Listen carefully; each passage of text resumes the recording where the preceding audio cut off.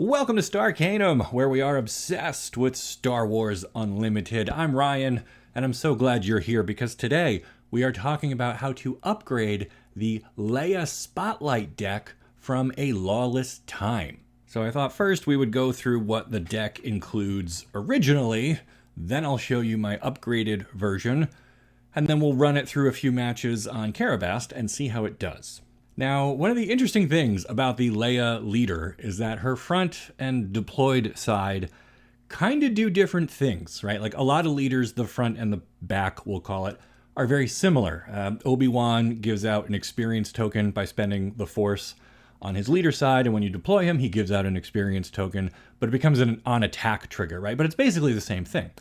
Leia, as a leader, has an ability that lets her pay 2 and exhaust herself to buff up one of your units already in play.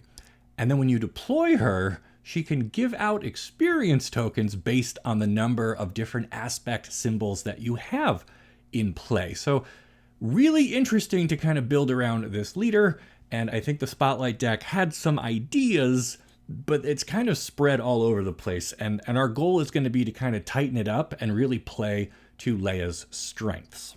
All right, but before we get too far into that, what does the deck come with? What is it trying to have us do? Well, I like to start by looking at what is supposed to happen on a leader's deploy turn, right? That works anytime you're building a new deck or evaluating an existing one.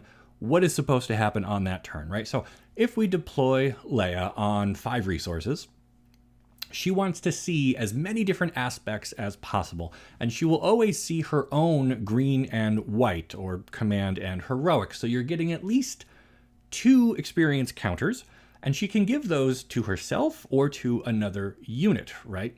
She has overwhelm, so the more we can give her, the stronger she gets, and leaders are a lot harder for people to interact with. They cannot easily be killed by events or returned to hand with like Beguile or anything like that. So if we can put the counters on Leia, that's probably the best place for them.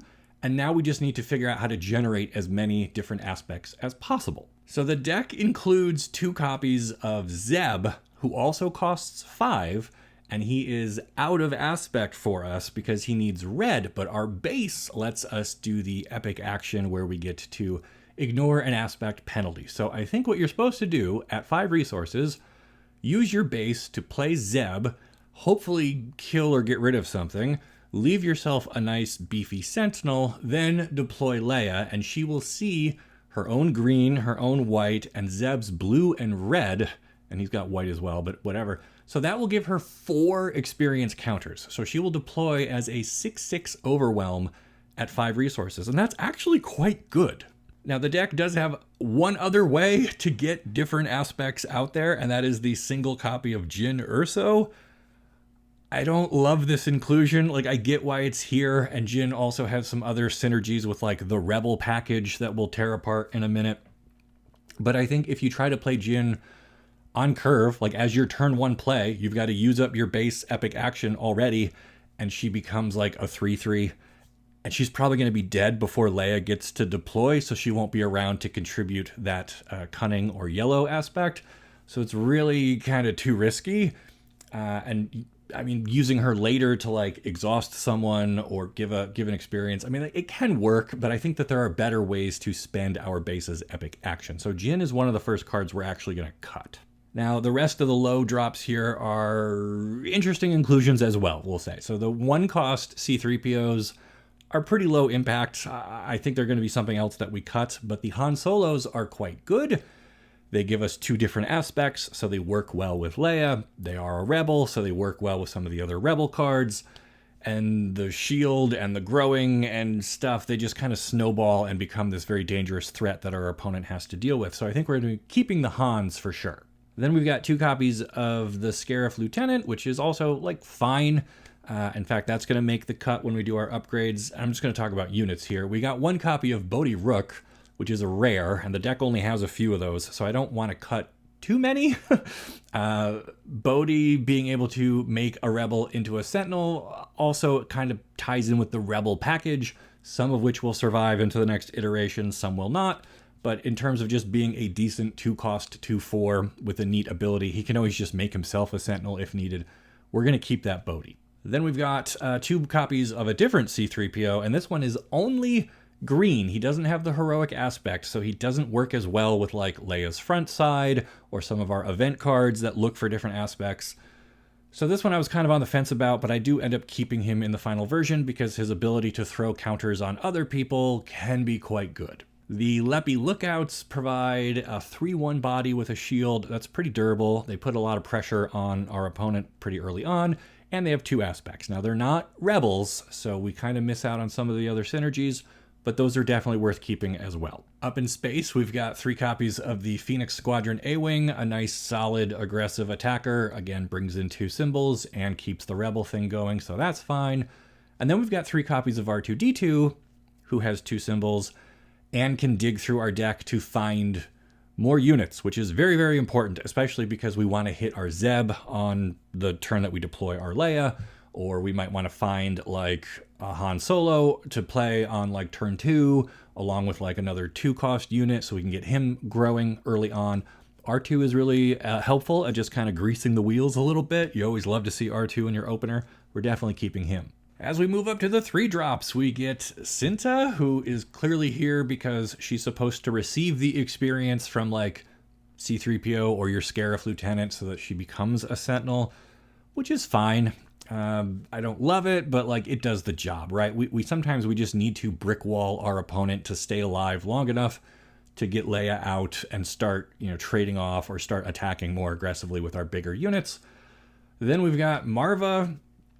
This, to me, is a really weird inclusion for a deck that supposedly cares about multiple aspects. I mean, Marva just has 1. She's just white, which you've got like pretty much everywhere else. And when she dies, she gives experience to all your rebels. Now, if we keep a lot of rebels, she could be good. If we start bringing in other types of units, she becomes a little less good. So that's something to really think about as we're making upgrades to the deck. 1 rebel unit that we're definitely going to keep, though, are these Marines. They are a 3-cost 4/4. They are 2-aspect unit. They work great with Leia's ability, both on the front and on the back, really. I mean, if you use her front side ability, they become a 6/6 for the turn. That really hits hard, and they're just good, beefy unit that kind of hits at the right spot in the curve, so we will be keeping those Marines for sure. Pivoting back to space, we have 1 of 2 different rares, Sabine's Masterpiece and Rogue One. I don't love Rogue One here. It doesn't do a whole lot for us. It's just kind of an average costed unit. I think the idea, again, is that it makes it so that as your things die off, you get to kind of stack your deck a little bit and help find your bigger units or, keep your curve consistent. But it's just a very low impact card, especially for being a rare. And so that's another thing that I think we're going to cut when we make the jump to the upgraded deck. Sabine's Masterpiece, another rare that in theory is quite good, especially with the green and blue being so prevalent here. That could be doing a lot of healing and handing out more experience. Again, this could work well with like that Cinta to turn her into a Sentinel or to grow our Han even faster. But ultimately, a lot of times this just comes down and gets killed right away because we don't have any Space Sentinels or any way to really protect it, and space decks are really hot right now. So it seems kind of dangerous to just throw all of your resources into Sabine's Masterpiece just to watch it die immediately. So I think that's another one we're probably going to replace with something else. And while we're doing space units, I'll just grab the last one here, which is Jaunty Freighter, which again looks at how many aspects we have in play and will give itself experience counters. And again, it will always see its own green and white. So at worst, you're getting a 4-cost 3/3, which feels pretty bad. If you can pick up 1 more color, if you got blue out there, which is pretty easy to do, now you have a 4-cost 4/4, which is all right. And if you manage to hit the perfect full sabak, and if you've got Zeb out there to provide an extra color, now you've got a very big Jaunty Freighter. So having 1 or 2 of these in the final version of the deck might be worth experimenting with. I don't think we need the full 3 because we're rarely going to get max value out of them, and I think there's just better stuff we could do with our resources. But keep an eye on the Freighter. Back down on the ground, though, for our 4-cost, we had Ezra, and the deck only comes with 2 copies of him, which is interesting. His ability to heal can keep your leader alive, can keep your Han alive.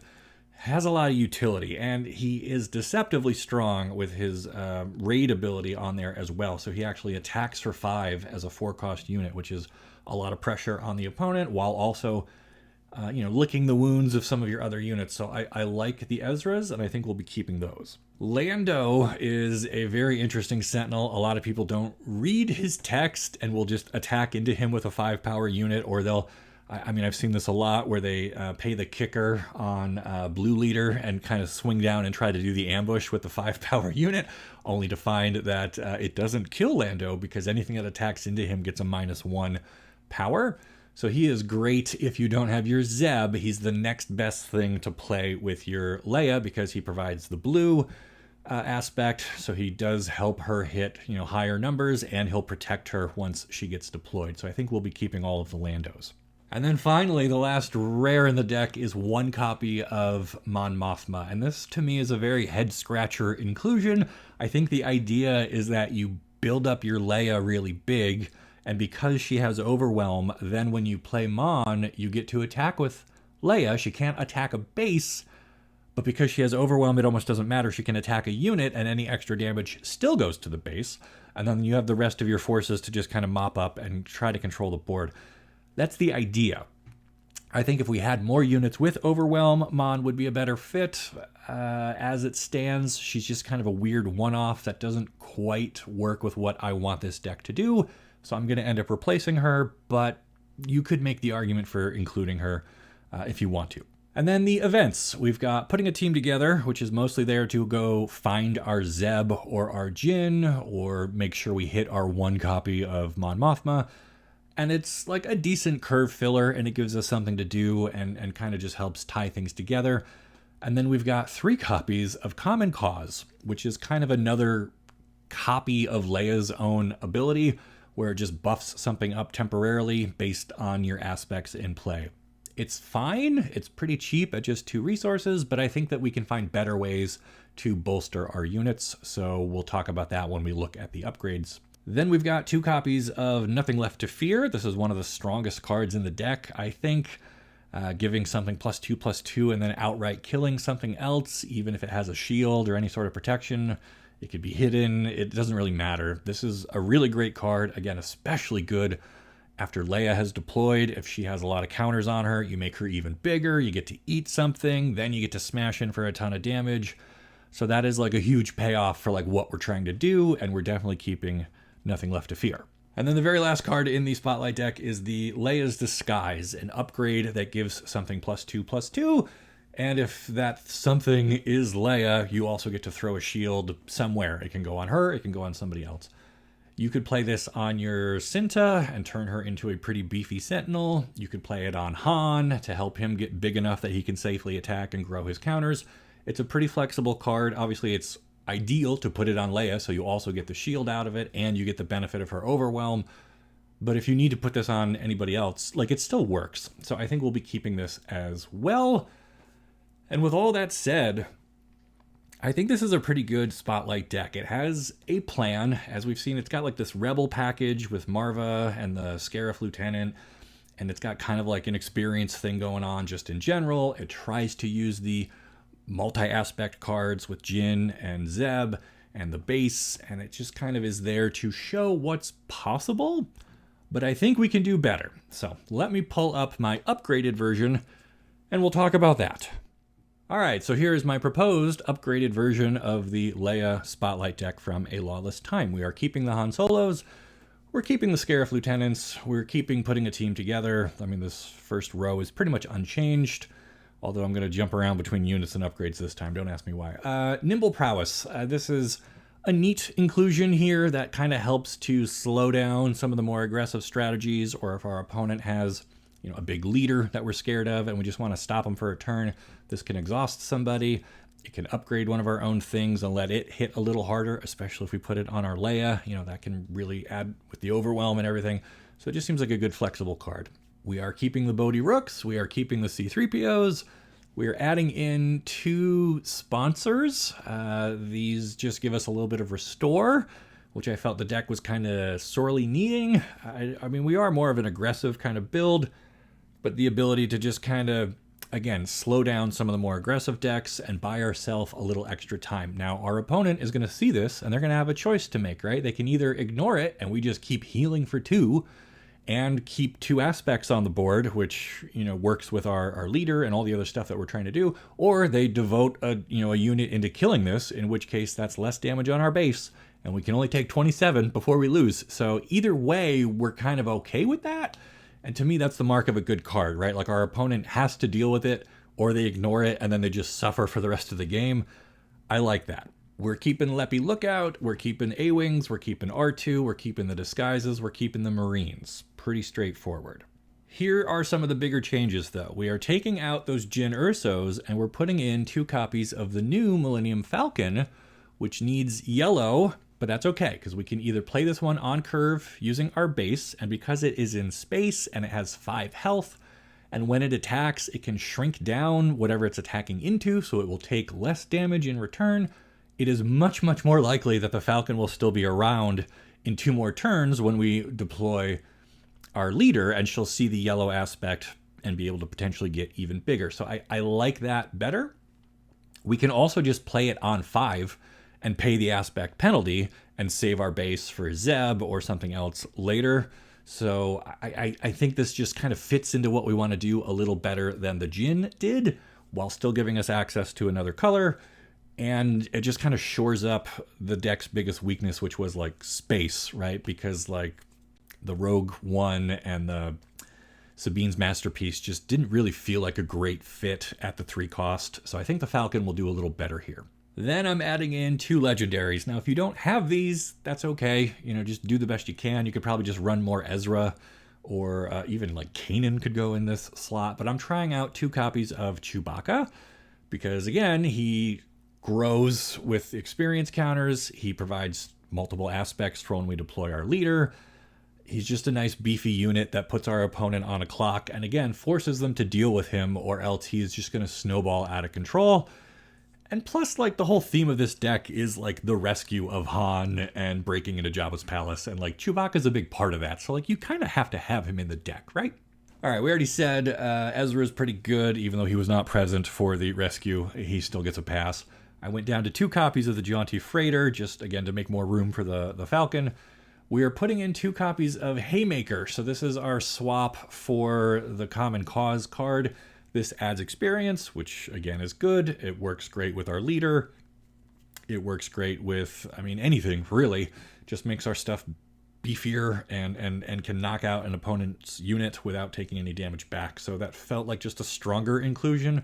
It does cost a lot more resources, but I think the payoff is there. Another new addition to the deck is 2 copies of the Pilot Chewbacca. This can go onto the Falcon or into an A-Wing or into a Jaunty Freighter and just become an absolute menace up in space. But even on the ground, if you play him and then deploy Leia, and if you've got, blue, white, and green out there, and you throw your 3 counters not onto Leia, but onto Chewbacca, and turn him into like an 8/9 that can't be hit with events or return to hand or easily killed, that's a real thorn for a lot of opponents' decks to kind of navigate. And so I kind of like the idea of having a really sticky unit that can make use of some of these experience counters that are going around. And then we're keeping the Landos, we're keeping the Zebs. You could make an argument for going up to a 3rd copy of the Zeb, but since we only can use the base 1 time, I didn't really want to get stuck holding too many of them, so I think 2 is still the right number. We're also keeping our Nothing Left to Fear,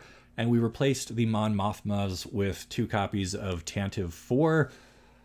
It kind of does the same thing. It can heal us when it shows up. It has Restore. It's a nice finisher, but up in space where it's a little less likely to get, attacked immediately on the ground. And I don't know, I just kind of wanted one more space unit that's a good finisher and kind of on theme for Leia. This is like her iconic ship, and it's a pretty budget inclusion. But if you want to keep the Mons, or you could put Kelleran Beck in this spot, you could do, I don't know, you got options here, but I wanted to try out the capital ship because it looked fun and it kind of fit with the theme of the deck. And lastly, we added a sideboard. We won't be using this today because we're just going to play best of 1, but if you wanted to take this deck to an event where you're doing best of 3, I tried to put in some options for you here that are, again, pretty budget friendly. We have a third copy of Chewbacca. That's mostly for like a real control deck that is constantly just nuking your units. That's a good way to fight back against that. We've got two constables in here if you need to blow up an upgrade. This is good, especially against like a pilot deck like a Boba or the Vader, and you just want to kill their leader. I mean, obviously he's out of aspect, so you're going to probably swap him in for either the Falcon or Zeb, so that way you can use your base and play this guy and just blow up a tricky an upgrade. We got 3 copies of Timely Reinforcements. I really like this card a lot. It is a good way to rebuild your board after getting hit with a board wipe. Single reactor ignition being like the most common one. But against any deck that is ramping or getting ahead on resources, this kind of lets you catch back up and go really wide. And then, I mean, they're going to create white X-Wings, which don't work super great with Leia's ability. They're not even rebels. They're just, vehicles. So there's not a lot of synergy there, but it is still a very useful card. I mean, even just the fact that those X-Wings are Sentinels the turn that you make them. Again, if you're against a space-heavy deck, a Boba pilot, for example, they do their deploy, they topple the summit, they wipe out a bunch of your stuff, and they're getting ready to attack in for 8 or something. You slam this down, you put up a Sentinel wall, and you have some way to start fighting back. So I do like that one quite a bit. And then 2 copies of Lost and Forgotten in case we're playing against a really tall deck that makes really big units, and we just need a way to cleanly kill those and regain some health. And then I'm trying out 2 copies of Covering the Wing. The Vader deck that can do 1 damage to stuff is still pretty popular, and this can kind of give us some shields and throw another body out there that our Chewbacca can jump in and pilot, or just kind of diversify some of what's going on. So that's mostly the sideboard is for control matchups where they're going to just be killing off or damaging our units faster than we can deploy them. I think we're okay against aggressive decks. We're pretty aggressive ourselves. We've got a little bit of restore. We've got ways to upgrade and buff up our team. So I think we'll be kind of a bigger aggressive deck. But I'm hoping to see if these upgrades are worth it. We're going to jump over to Karabast and put this one to the test. So let's see how it goes. Okay, we are up against Boba Fett, pilot. We did win the flip, though, so maybe we can string something together. Not with this hand, I don't think. I mean, Han is our only opening play. Not great, so we'll mulligan. All right, we picked up a ship. We picked up some Marines. A lot of events, and then a ground sentinel that probably isn't going to really be relevant. I guess we get rid of Haymaker and Lando, and we will try to meet them in the sky, I say, as they play a ground unit. I guess we're taking extra base damage. Cool. Alright, we drew a Han and a Scarif Lieutenant. I mean, the Han is going to be a little slow to get rolling here. I think I'd rather just play the big Marines. We'll get in for 3 first. Play our Marines. And they've got 000, so we'll claim. Chewbacca, Leia's Disguise. Nothing to fear. And this is going to be 4 resources. So now I am wishing I had kept Haymaker because we could have just crunched the droid. And we won't have enough to do Nothing Left to Fear. So I think this is okay. I think we still kill the droid and then we get to play Chewbacca for 4. I guess we'll resource the Scarif Lieutenant. So you can kill the droid first.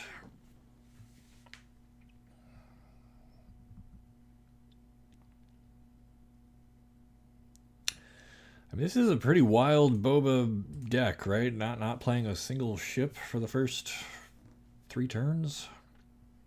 I guess we put down Chewbacca now. Pass. All right, Ezra works really good with Chewbacca. Nothing Left to Fear is also really good here. Putting a team together, a little less great. I mean, we can deploy Leia and immediately give her the disguise.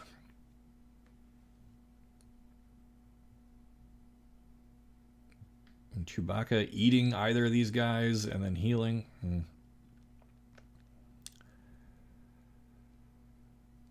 Okay. So I could just play Ezra. He'll only heal for 2. Which means he still doesn't die to this partisan. That's actually probably worth it, right? Keep our Chewbacca alive.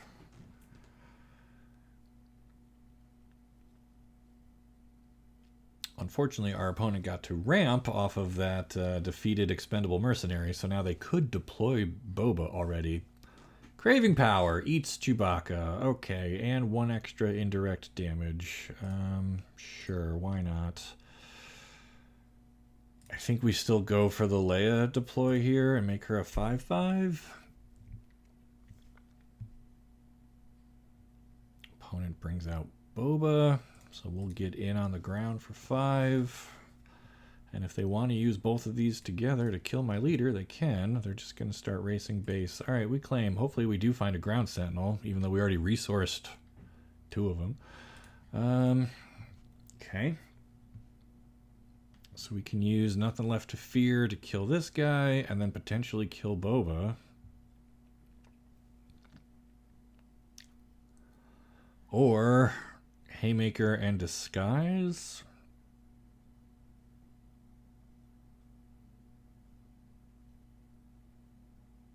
Yeah, let's do that. We'll do Haymaker. Leia gets the experience. She can kill that thing.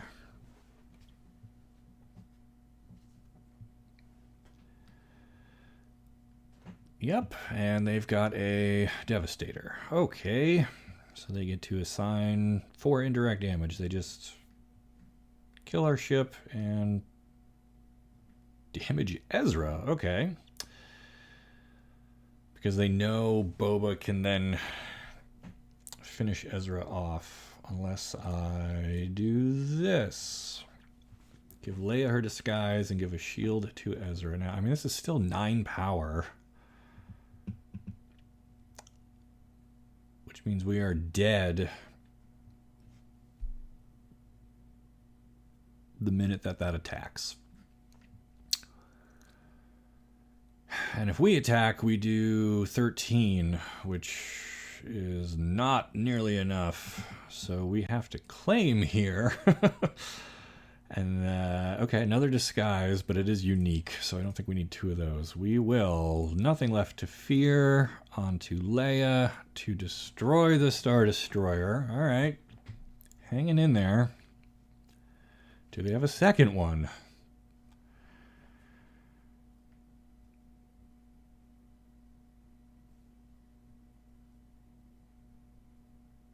They planetary bombardment for just 8 damage. Okay, so Ezra, you're gonna have to eat 3 of it. 4, 5, 6, 7, 8. No. I think we do it like that because now Leia can kill Boba and live. We get to hit the base. We get to play a Leppy Lookout. Oh, that's right. And then Leia dies because she was only temporarily buffed up with Nothing to Fear. So I could have took 1 more damage on her and not really worried about it. Okay, but we've got Tantive, which is good. Another Lookout, which, whatever. I think we're just going to stay at 7 resources. Going up to 8 doesn't really change our options. Okay, so we got to deal 11 before they deal 7. Can we do it? With our budget upgraded Spotlight deck. I mean, we got 2 shielded units. If they kill either one, then playing this gets to heal our base for 4. Opponent is either in the tank or walking away. They finally resourced. Okay. They play Pilot Vader on the ground, which would be lethal.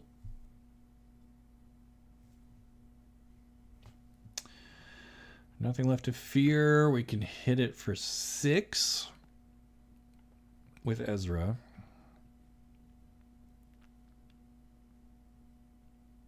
Oh no, so it doesn't... Okay, I keep forgetting. This doesn't deal damage.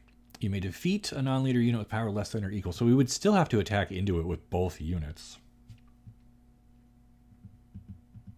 Yeah, I mean, we have to, right? Otherwise, we're just dead when this thing attacks us. They play a little droid. Okay. We kill Vader. Okay.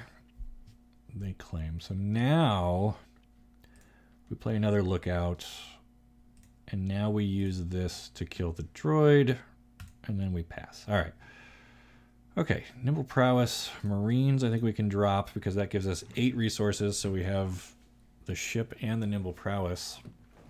This is really intense. This is close, and I know like the Boba deck is a good deck, but we're hanging in there. They have a Maul. Okay. So we've got 5, 6, 7, 8, 9, 10, 11 damage, which is exactly enough. We might win it here unless they have a way to like ambush or kill somebody. They're saying GG, they claimed, so we did it. We got there with our fairly budget upgrade Leia deck. That was a really intense game. Let's see if we can do it again. Okay, this time we have Third Sister. That's one we don't see very often. We won the flip again, so we'll go first. We've got R2, which can help us find like a 3-drop. So that's kind of a gamble, but I think we keep it. And I'm probably going to instantly regret it. We'll ditch 1 R2. Man, I still don't really love these freighters, although this probably isn't a very space-heavy deck. I guess the Leia's Disguise. So we'll play R2. Trigger. Looking for something we can play next turn. We can either take the Leppy Lookout or the Han. I guess the Lookout. So Third Sister lets them play a unit from their hand and it gains Hidden. That's it. I mean, okay. They're also on a splash base, so this could be full of surprises. We'll see. They've got BT1. Okay, that's a good starting card. We drew a Han. We drew Marines. We have the Lookouts. We have a lot of options now. We went from like none to a bunch. So the thing with Han against like this droid in particular, when it attacks, they can deal a damage to a ground unit. So they can just like eat the shield and kill it in one move. So I don't really love that. Lookout is like a little better, but not much.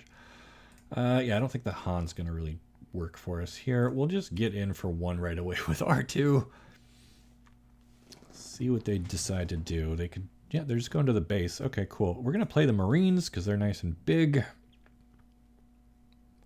And the Marines, I mean, assuming we get to have initiative, they'll get to eat this droid and live. Tubes. Okay. On attack, deal 1 damage to an enemy ground unit. And when defeated, deal 1 damage to a base. That's kind of a scary card. All right, so they're just going like really wide with little things. Our sponsor could be good.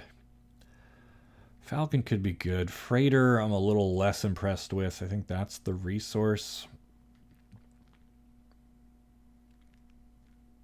So let's see. I think first we hit the droid. And now if they want to attack in with the stormtrooper, that would be okay.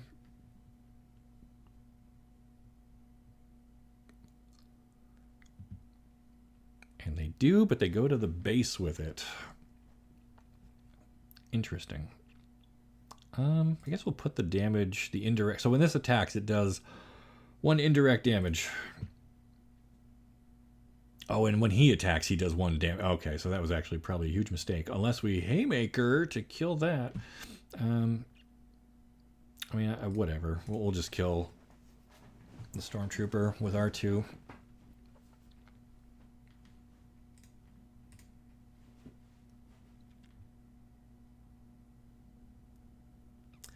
Yep, so I think this turn it's going to be 2 2-drops.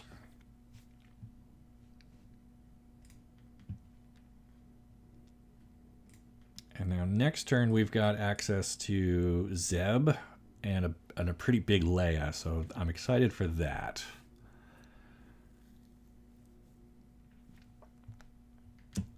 And their leader also can come out this turn. So they just attack and ping off the shield. All right, and then this guy, he has raid, so he'll be able to... Oh, okay, so actually we'll just play Zeb. He'll get to deal 5 damage, so we get to kill the Inquisitor. So now it is very unlikely that they get through this Sentinel before we deploy Leia, and Leia is going to come out big because we'll have green, blue, red, and white. So she'll get 4 counters. She'll be a 6/6, which is bigger than our opponent's leader at the same cost. I'll take it.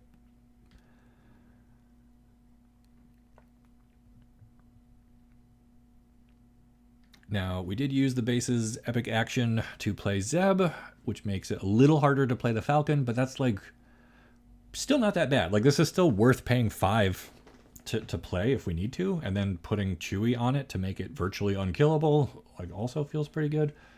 Okay, so they had Palpatine and Jar Jar, so they are just doing all the plots here. So they've made a very big third sister. Okay. I mean, I think we still just deploy Leia and make her also very big. Third sister can't get to her because I've got a Sentinel, and this doesn't have Saboteur or anything. And the buff from Jar Jar is only for this turn, so if they attack into Zeb, that still dies. So they just claim. Alright, so this is a good opportunity for us to heal. And to kill that. And what happens if I kill Tubes? He just does 1 to a base. That's probably worth doing.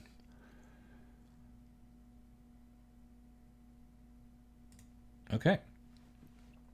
All right, so heading into 6 resources. I like Nimble Prowess. I also like Haymaker. So I guess the Lieutenant becomes the resource. Unity of Purpose. That's what they needed the base splash for. They just double dipped on green. Interesting.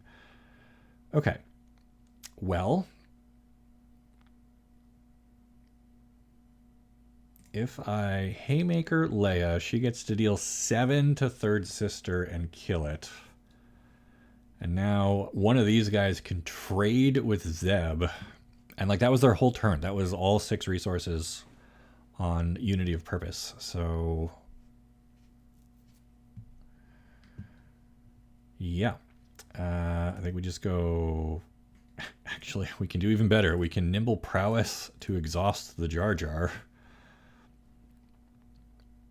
And they claim. So we're going to go 10 to base and heal 2 and pass. And now all they have on board is Jar Jar. I don't think we need 3PO. So this is what I like about the Leia leader. Like, if you just start stacking up experience and upgrades, it's very hard for the opponent to, like, directly deal with her, and they concede. They cannot answer Leia. So that's another win for our upgraded Spotlight deck. Let's see if we got one more. Okay, Piett Red, which is a real deck. We've got some aggressive turn 1 plays, some healing. I mean, this is probably about as good as we can hope for. I don't know if Nimble Prowess is going to do a lot for us, and Chewbacca probably a little too slow. They have a Gonk droid. Love it. So they're going to be able to play like a 6-drop on turn 2 or something insane. Double Haymaker is probably too much. Yeah, because between Piett's ability and the droid, they can play a 5-drop this turn. And there's not much we can do about it. Okay, so they killed our Scarif buddy. He gets to give the experience to Han. Han could now kill this droid. I mean, that's probably the best thing to do, right? Just get rid of it before it gets them into a 6 or a 7-drop. Oh, and then they have the mercenary. Great. Unfortunately, we're at like an awkward 3 resources. We can either get a little healing going or a Leppy Lookout and try to... I mean, this thing is going to kill Han now for sure. But then we get Chewbacca. Okay. Yep, so they trade. Now they're up to 5 resources. So let's see. If they deploy Piett and we Haymaker on the bunny, that would do 4, and then attack in for another 4. But I don't think they're going to deploy Piett here, right? And we would have had to like pass in order to do, and then they would have just claimed for sure. So we'll see. All right, they're going up into space with a blockade runner. That's going to be a problem. And now they deploy Piett. Okay. So we claim. Unfortunately, we don't have an easy way to kill Piett, nor this thing. But the Han is probably not good enough. So I think we just go big Leia and use our base to get Zeb to hit Piett, which means now Chewbacca could kill Piett and get bigger. Okay, we have like a turn 4 Devastator, which just nukes Chewbacca. Love it. All right, Bunny gets to kill Piett then. Like, how are we supposed to answer this? Like, what do we do here? I mean, we're going to try to race, but like, yeah, we need nothing to fear, so I can like eat these things up.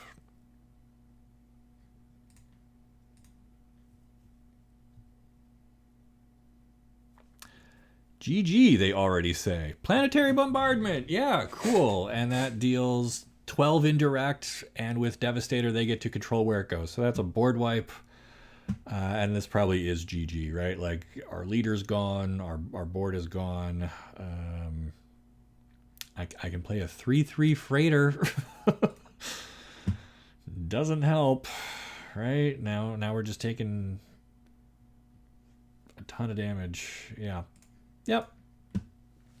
All right. Well, that is the power of the Piett deck. I mean, they're playing some real haymakers, so good on them. All right, let's put the upgraded deck back on screen one more time and talk about what worked and what didn't work. Okay, so in games where we were able to deploy Leia and give her 4 experience counters, I think we like become unstoppable, right? Like, there are very few ways that the opponent can interact with such a beefy leader. So that's really what you want to do. And the best way to do that is with Zeb and using the base action. In a pinch, the Falcon can get us there too, I guess, but you need help from at least one other unit who's also blue, which is easy enough. I mean, you've got shielded Leppy lookouts, you've got shielded Han, you've got Bodhi Rook, Chewbacca.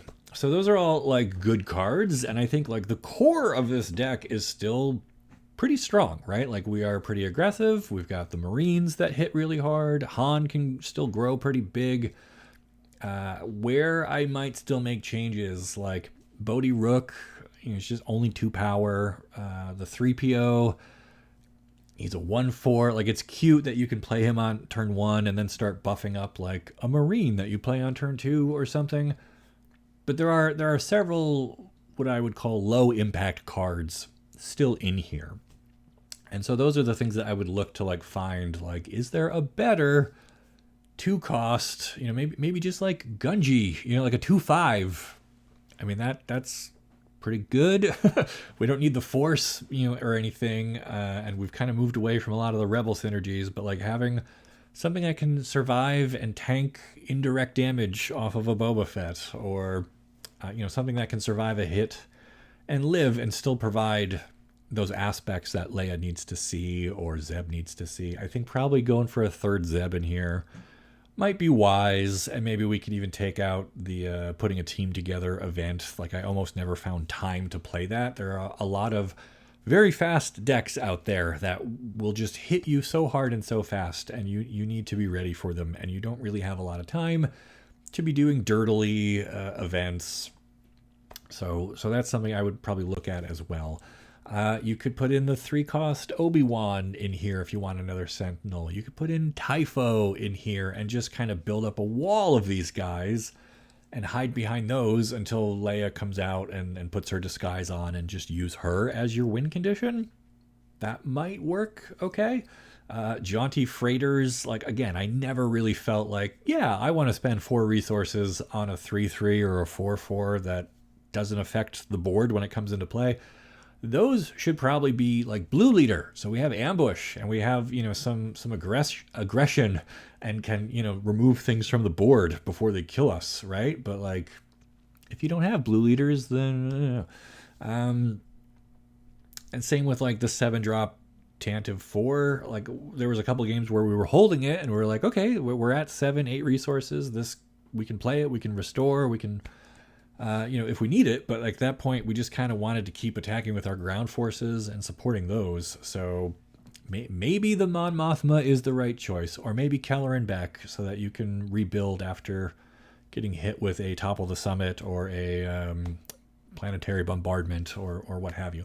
So I think there is still some tweaking to be done with this one, although I am overall pretty happy with it. But I'd love to hear your thoughts. So down in the comments, let me know what cards you would add in, what you would take out, what you like here, what you don't like here. I really want to hear your thoughts on the Leia A Lawless Time Spotlight deck. And then, let me know if you find this type of content helpful. I haven't really seen anyone else try to upgrade the Spotlight decks. I might also do the Jabba one if people like this video and they let me know that they want to see that as well. I'm certainly open to doing that. Otherwise, if you just want more competitive stuff, if you want pre-release advice, drafting advice, I've played a lot of card games. I think I'm pretty good at them by now. But, you got to tell me what you want to see. Do you want thematic, flavorful, Star Wars story decks? Or do we just want to kill our opponent and tap into the unlimited nature of this game? There are so many cool ways that you can use these cards. I really dig this game a lot. As I said in the beginning, I am obsessed with it. So let me know in the comments what kind of stuff you're looking for. Subscribe to the channel, like the video. That way you won't miss more content as it comes out. And if you don't mind, I got a small sponsorship with Into the AM. They make these really cool... Oh, can you see it? Can we see it? Really cool graphic tees that are super comfortable. They're well made. They got bundles and package deals and stuff. I'll throw a link, down into the description and into the comments. Just check it out. You don't have to buy anything. Just go look at some of the cool designs that they've got there. I'd consider that a personal favor. And then, yeah, other than that, like I said, leave me a comment. Let me know what you like best out of A Lawless Time and what changes you would continue to make to the Leia deck. Thanks for watching. I'll see you next time.